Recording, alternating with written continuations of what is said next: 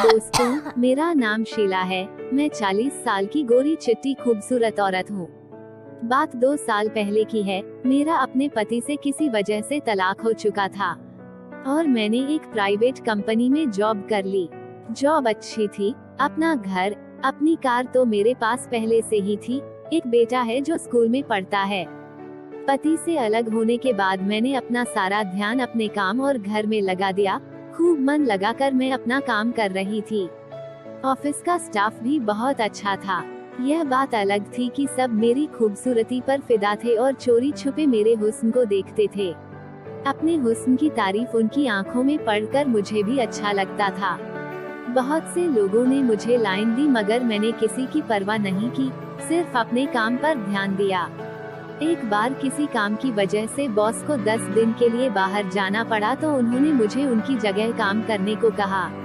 मुझे थोड़ा अजीब लगा कि यह मेहरबानी कुछ ज्यादा ही है, मगर मुझे अपने आप को साबित करने का मौका मिल रहा था। मैंने हाँ कर दी।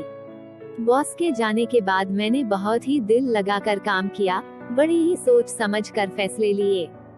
जब बॉस वापस आए तो मैंने उन्हें अपने काम की सारी रिपोर्ट दी। बॉस बहुत खुश हुए, उन्होंने मुझे शाबाशी दी।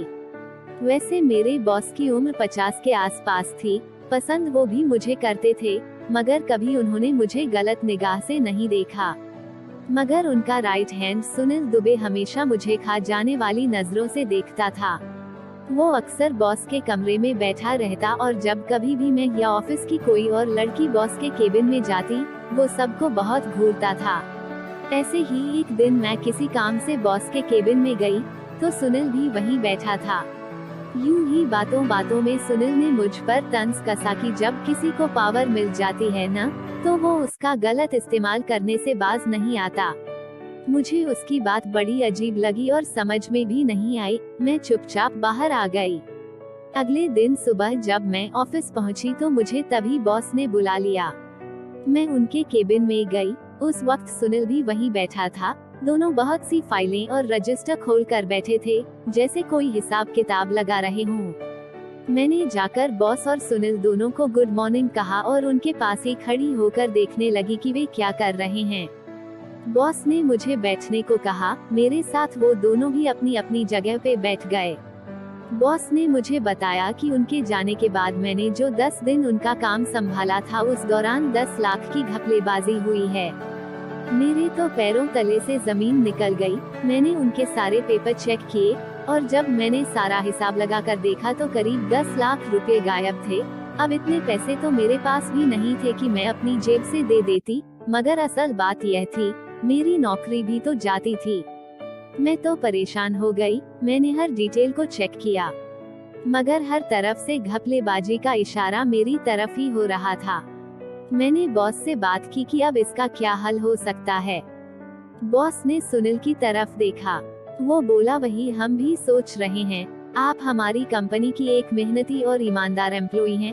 आप पर हमें पूरा विश्वास है, मगर जो हुआ है उसका भी हल निकालना है और हम आपको भी नहीं खोना चाहते, नहीं यह चाहते हैं कि आपके घर पुलिस आए। पुलिस का नाम सुनकर तो मैं सच में डर गई। परेशानी और डर की वजह से मैं रोने लगी। सुनील ने मुझे चुप करवाया और अपनी सीट पे जाकर बैठने को कहा। मैं अपने केबिन में आ गई। थोड़ी देर बाद जब कुछ संभली तो ऑफिस का चपड़ासी मेरे पास आया। मुझे पानी दिया पीने को और बोला, मैडम जी, एक बात कहूँ। मैंने कहा, कहो। वो बोला, यह जो आपके साथ हो रहा है ना, यह कोई नई बात नहीं है। आपसे पहले भी ऐसे हो चुका है। मतलब? मैंने पूछा। वो बोला, ये जो सुनील बाबू हैं ना, सब कुछ इनकी ही चाल है। खुद ही घपला करवा देते हैं और फिर खूबसूरत लड़कियों को अपने जाल में फंसा लेते हैं। मैं समझ गई कि मैं सुनील के जाल में फंसी हूँ। अब मैं सिर्फ यह देखना चाहती थी कि वो मुझसे क्या चाहता है। बात तो साफ थी कि उसकी गंदी नजर मुझ पर थी। 2 दिन बाद मैं अपने केबिन में बैठी थी और घर जाने से पहले अपना सामान समेट रही थी। तभी मेरा मोबाइल बजा। मैंने देखा सुनील का फोन था।